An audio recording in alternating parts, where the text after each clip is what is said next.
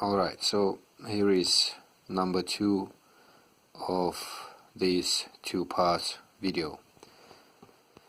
So I was talking about vices, right?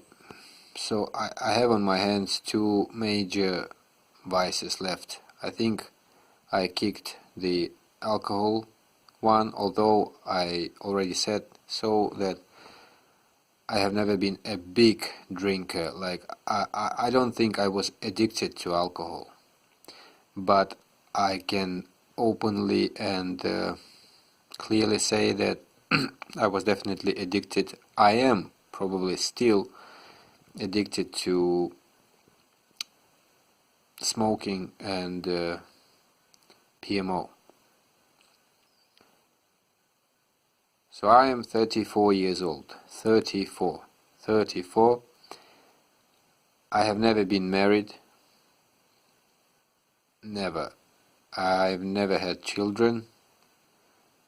And to be honest, the perspectives of this agenda looks pretty dark for me. Because I'm not sure I can handle the pressure from being able to properly communicate with women in general, or the younger ones for that matter.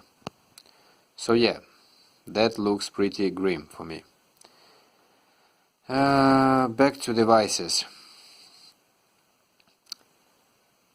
Quitting smoking for me is a lot more difficult at the beginning stages than it is quitting PMO, because, for example, staying away from cigarettes just for one full day or for the 24 hours is like almost like mission impossible.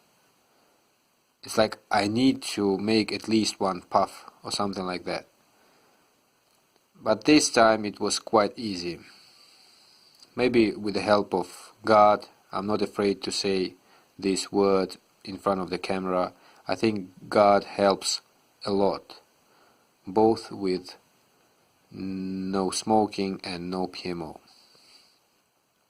About no PMO, I have been relapsing pretty often, back in summer, then back in autumn.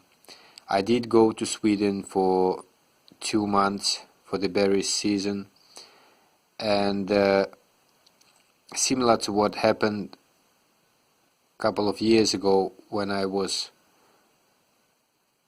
there and I was masturbating there. So what I mean is that the working with the picking up the berries, picking berries in the woods is pretty much a hard job itself. And when you combine it with a PMO, it becomes even more harder. You cannot wake up properly in the morning.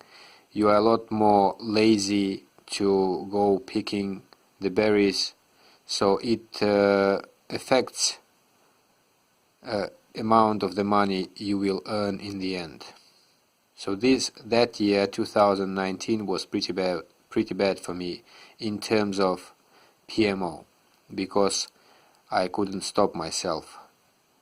There was probably a couple of times that I didn't do it like for 2 weeks, but most of the time that I remember, I bloody did it, so I didn't like it.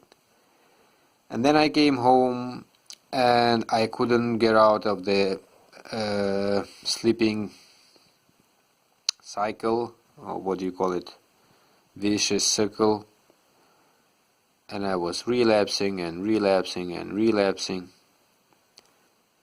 And then by the time I had my birthday, and my birthday is on 7th of November, it was kind of the very big inner decision.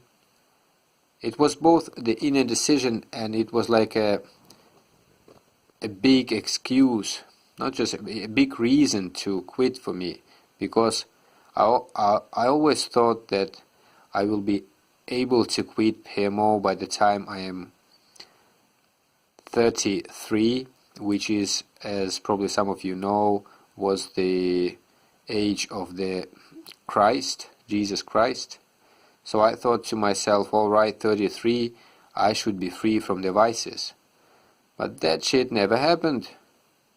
So I thought to myself, if not now, then never. Or something like that. I mean, I'm really glad, I'm really glad that I managed to quit, and I am now on a day 63 or whatever. And I feel pretty confident about myself now, about no PMO. But those of you who have been trying to abstain from PMO know that it can come out of nowhere. That one day you will be like, oh, I'm so strong, I'll do this, I'll quit for good and whatever. And then it just next hour or the next day you just find yourself that you had relapsed. It just happens in a click. So yeah, so you can never be 120% sure about anything, and especially with PMO or no PMO. So yeah,